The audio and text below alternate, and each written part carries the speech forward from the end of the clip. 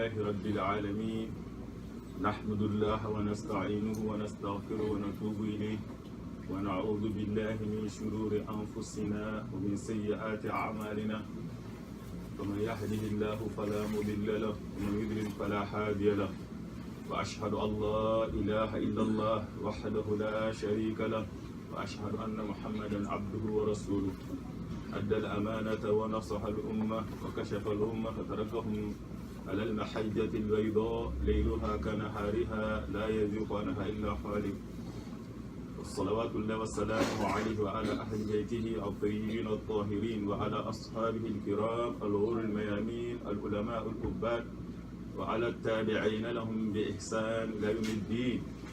يا أيها الذين آمنوا اتقوا الله حق تقاته ولا تموتن إلا وأنتم مسلمون.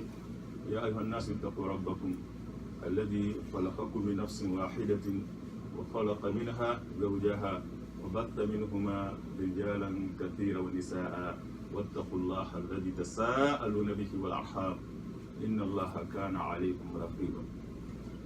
يا أيها الذين آمنوا اتقوا الله وقولوا قولا سديدا يصلح لكم أعمالكم ويغفر لكم ذنوبكم ومن يطع الله ورسوله فقد فاز فوزا عظيما. أما بعد، أيها الأحباء في الله، أيها الإخوة في الإسلام، طبتم وطاب ممشاكم وتبوأتم من الجنة منزلا وجمعني الله إياكم عند مستقر رحمته في جنات النعيم مع حبيبنا وقدوتنا محمد المصطفى عليه أفضل الصلاة والسلام. جعلنا الله نحيا على سنته ونموت على ملته ونحشر في زمرته وتحت لوائه وننال شفاعته ونشرب من حوضه الشريف شربة لا ندمع بعدها أبدا. Louange à Allah, Seigneur de l'univers. Le mois de Ramadan est un mois béni.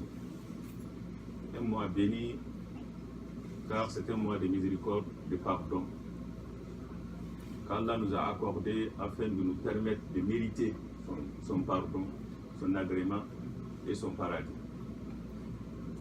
Le perdant, celui qui aura vraiment manqué ce mois de Ramadan, comme le dit le prophète sallallahu alayhi wa sallam.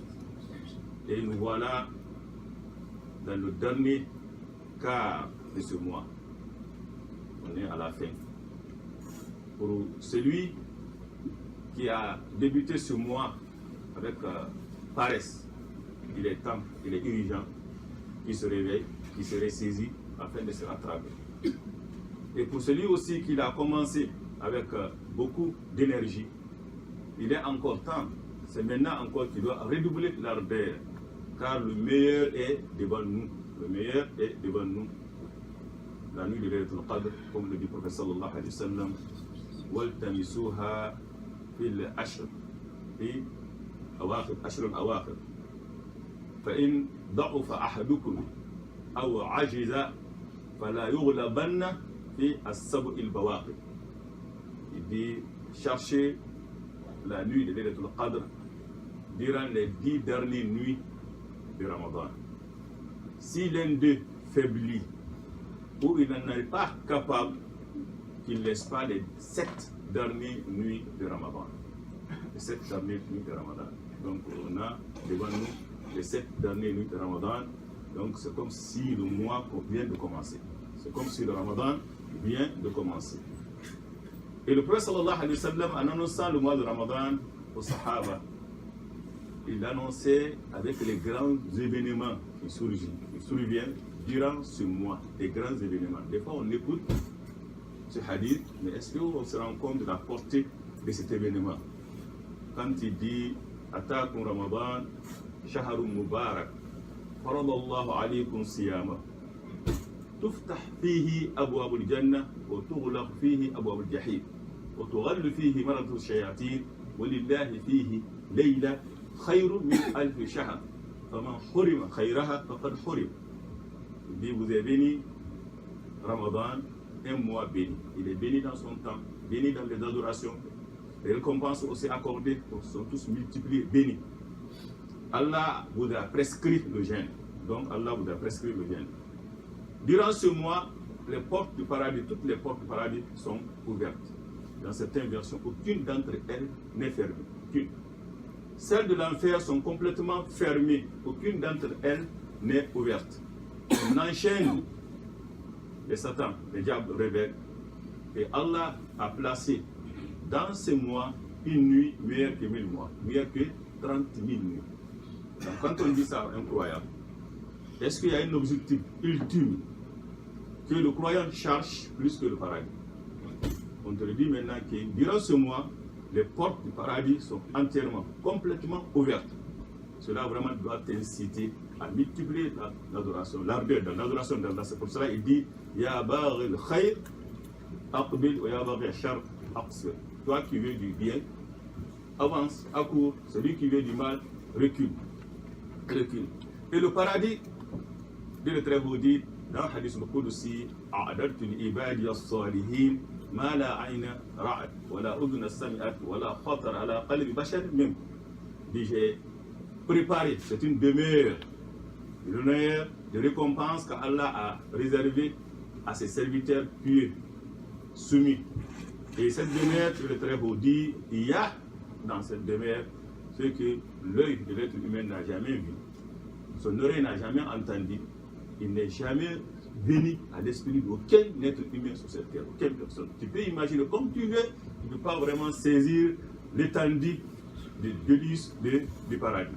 Donc, le hadith du prophète sallallahu alayhi wa sallam dans lequel il dit Anna Moussa alayhi salam, le hadith c'est Al-Mughira ibn Shu'ba radiyallahu anhu, قال لأن رسول الله صلى الله عليه وسلم قال لأن موسى سأل ربه أن أدنى أهل الجنة منزلا قال رجل يجيء وقد أدخل أهل الجنة الجنة فيقال له ادخل الجنة فيقول أي ربي كيف وقد نزل الناس منازلهم وأخذوا أخذاتهم فيقول ألا ترضى أن يكون لك مثل ملك من ملوك الدنيا فيقول رضيت يا رب قال لك مثله ومثله ومثله وفي الخامسة قال ربي رضيت قال ذلك لك وعشرة أمثالك ولك ما تلذ عينك وتشتهي نفسك. Dans ce hadith, le prophète sallallahu alayhi wa sallam, Moussa un jour il demanda au Seigneur quelle est la personne qui a le plus bas degré dans le paradis, le bas degré. C'est un homme qui viendra alors que les gens sont déjà rentrés, chacun a pris sa place. On lui dira entre dans le paradis. Il dit comment? Alors que les gens sont déjà là, tout le monde a pris sa place et il s'est emparé de ce qui lui appartient. Il dit, veux-tu, serais-tu satisfait que tu possèdes ce que possède l'un des rois de la vie d'ici-bas? Il dit, Seigneur, je suis satisfait. Il dit, tu as cela et son équivalent. Et son équivalent. À la 5e multiplication, il dit, Seigneur, je serai satisfait. Il dit, tu as cela et 10 fois autant. 10 fois son équivalent. Ça veut dire 50 fois. Imagine-toi, Moulouk Suleiman ou Numrud ou tel. Cette personne a 50 fois de ça dans le paradis. Et tu as ce qui réjouit ton œil aussi.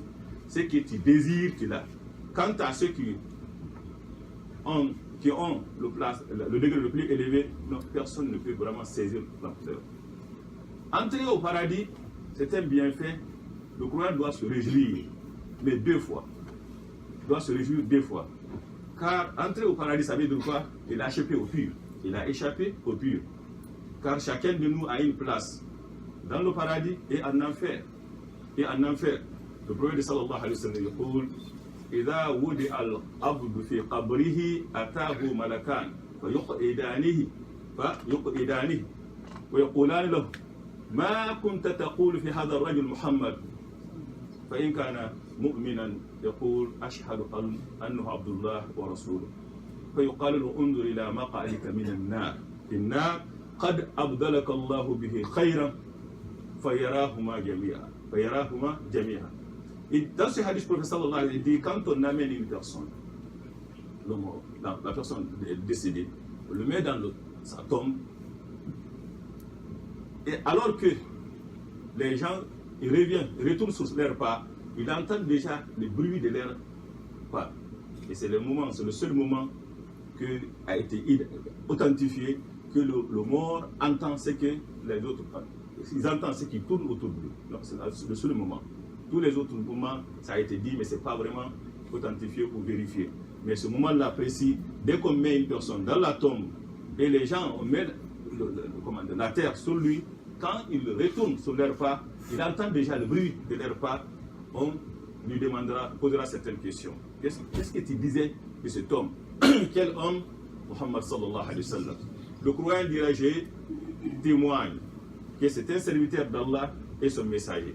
On dit, regarde ta place en enfer, Allah te l'a remplacé par une autre place meilleure, au paradis.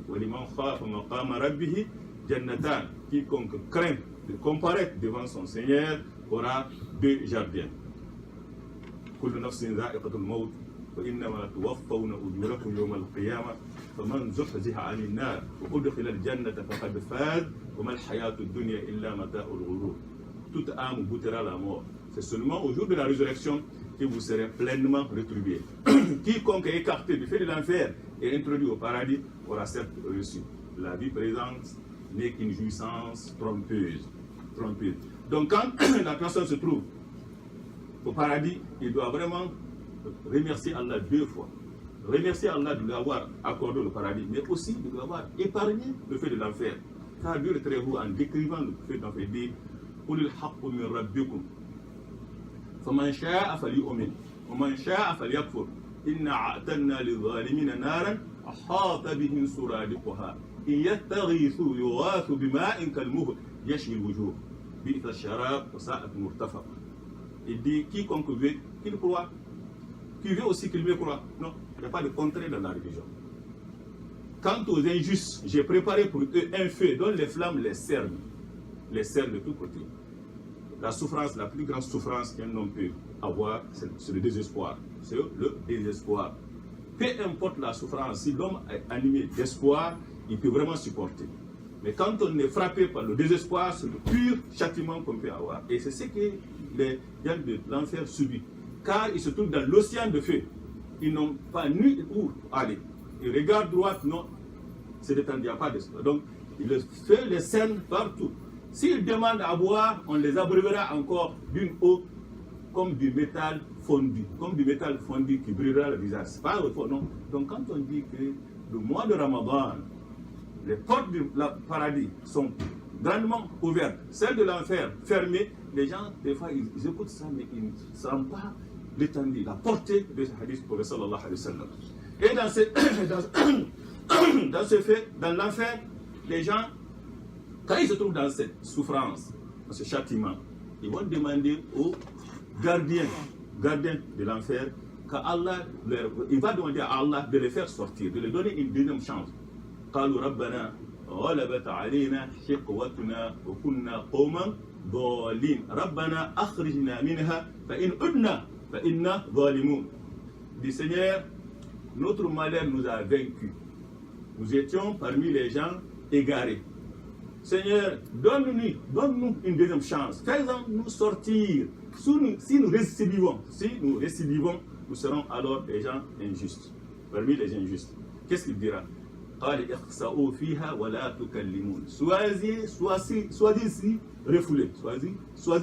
refoulés et ne me parlez plus. Donc voilà vraiment la réponse qu'Allah lui donne. Qu'est-ce qui reste alors? C'est de lui donner un répit, un congé, un moment dans lequel vraiment il peut vraiment avoir de pause. وقال الذين في النار لخزنة جهنم ادعوا ربكم يخفف عنا يوما من العذاب. Les gens de l'enfer diront aux gardiens, demandez à votre Seigneur qu'il nous allège, qu'il nous allège d'un seul jour de notre supplice, d'un seul jour. Ils diront, invoquer, car l'invocation des mécréants n'est qu'une aberration. Qu'est-ce qui restera alors? Ils vont souhaiter la mort. ونادوا يا مالك ليقضي علينا ربك قال إنكم ماكثون. Il dit, oh Malik, demande à ton Seigneur qu'il nous achève. Il dit non, en vérité, vous êtes là pour rester éternellement. Donc, quand le prophète sallallahu alayhi wa sallam annonçait le mois de Ramadan, il disait que les portes du paradis sont grandement ouvertes, celles de l'enfer fermées. Qu'est-ce que ça veut dire? Ça vraiment doit alerter le croyant. Que c'est le moment vraiment de multiplier les actes d'adoration pour enfin de mériter le paradis, pour qu'il puisse vraiment pénétrer par l'une de ces portes du paradis.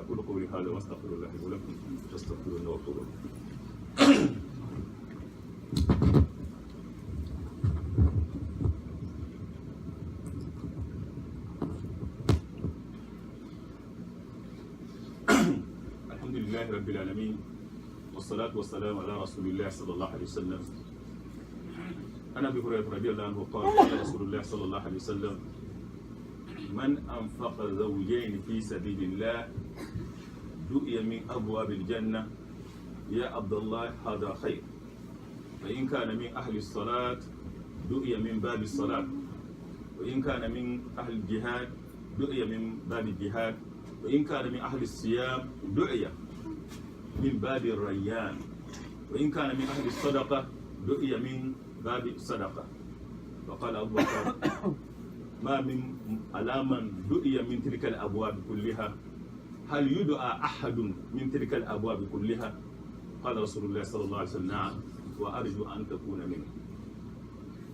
Voici les portes du paradis. 9 portes du paradis. Chaque porte a certaines caractéristiques. Qui veut y rentrer, voici les œuvres qu'il faut vraiment multiplier afin de mériter le paradis et aussi être appelé par l'une de ces portes.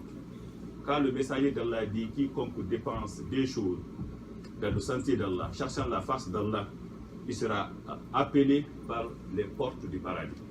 On dira voici ce qui est meilleur pour toi.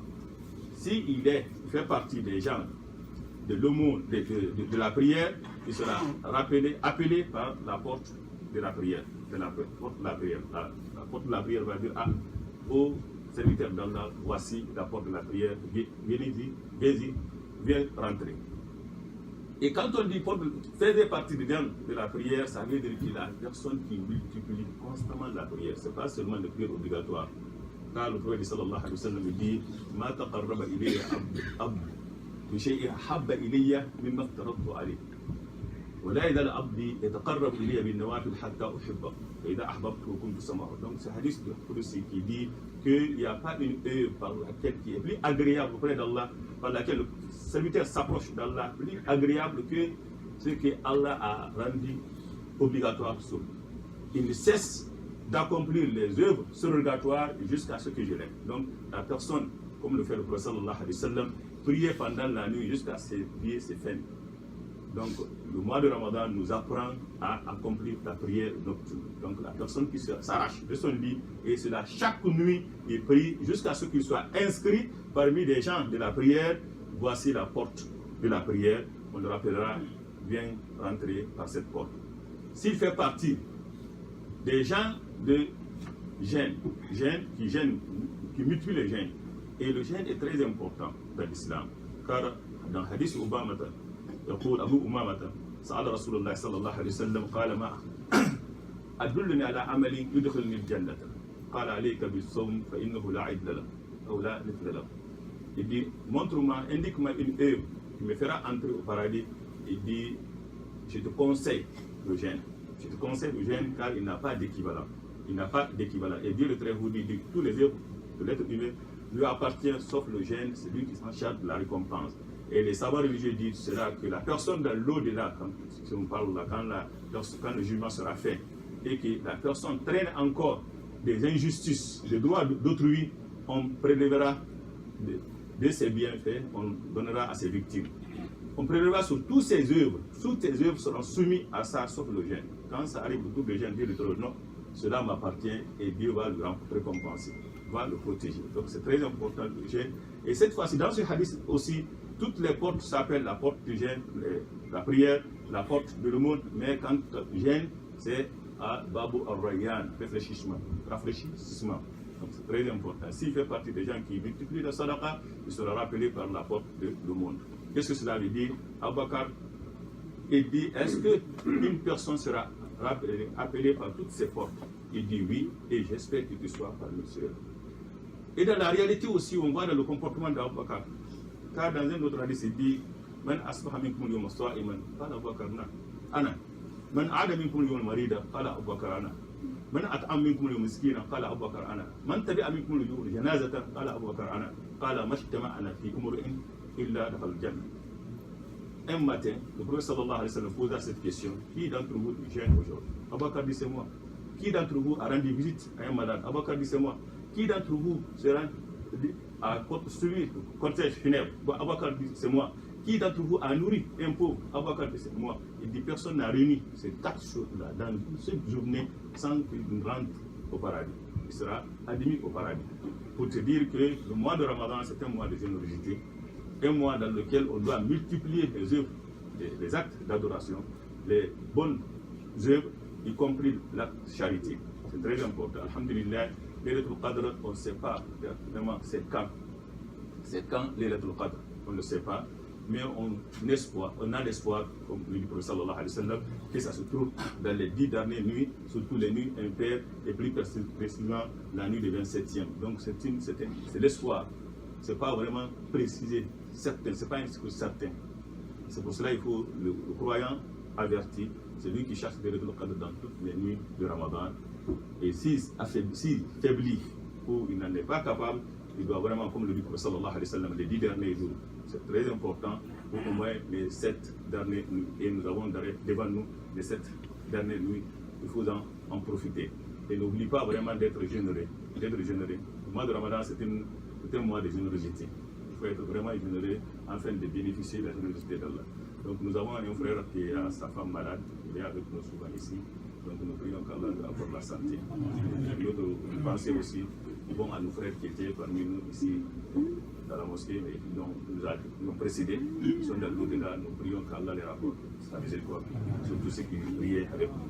ربنا اتنا في الدنيا حسنه وفي الاخره حسنه وقنا عذاب النار ربنا لا تزغ قلوبنا بعد إذ هديتنا وهب لنا من لدنك رحمه انك انت الوهاب اللهم انا عبادك وابناء عبادك وابناء عبادك نواصينا بيدك ماض فينا حكم عدل فينا قضاؤك نسالك بكل اسم ولك سميت به نفسك وانزلته في كتابك الكريم وعلمته احدا من خلقك واستعقلت به بعلم الغيب انك ان تجعل القران العظيم ربيع قلوبنا وجلاء احزاننا وذهاب همومنا وشفاعا لصدورنا وشافعا مشفعا لنا وهجة لنا لا علينا يا رب الرحمن الرحيم اللهم اهدنا فيما هديت وعافنا فيما عافيت وتولنا فيمن توليت وبارك لنا فيما اعطيت واصرف عنا السوء ما قضيت انك تقضي ولا يقضى عليك اللهم لا يهدي بما هديت ولا يهدي ما عاديت بيدك الخير كله يا رب الرحمن الرحيم اللهم اقسم لنا من خشيتك ما تحول به بيننا وبين المعاصي من طاعتك ما تبلغنا به جنتك من اليقين ما تكون به علينا مصائب الدنيا ومتعنا باسمائنا وازواجنا وذريتنا ابدا ما ابقيتنا واجعل الوارث منا واجعل ثارنا على من ظلمنا وانصرنا على ما عادانا يا رب الرحمن الرحيم اللهم انا نعوذ بك من سوء المنقلب في الاهل والمال والنفس اللهم انا نعوذ بك من زوال نعمتك ومن تحول عافيتك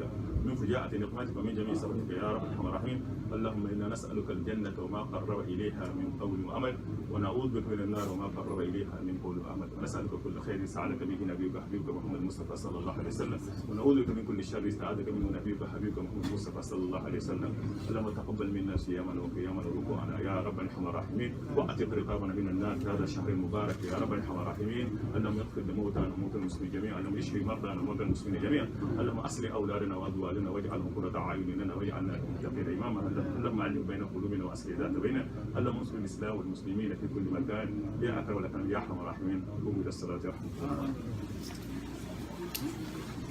Inch'Allah, donc Salat al-Eid, on ne sait pas c'est quand, ça peut être vendredi ou jeudi soir, Inch'Allah.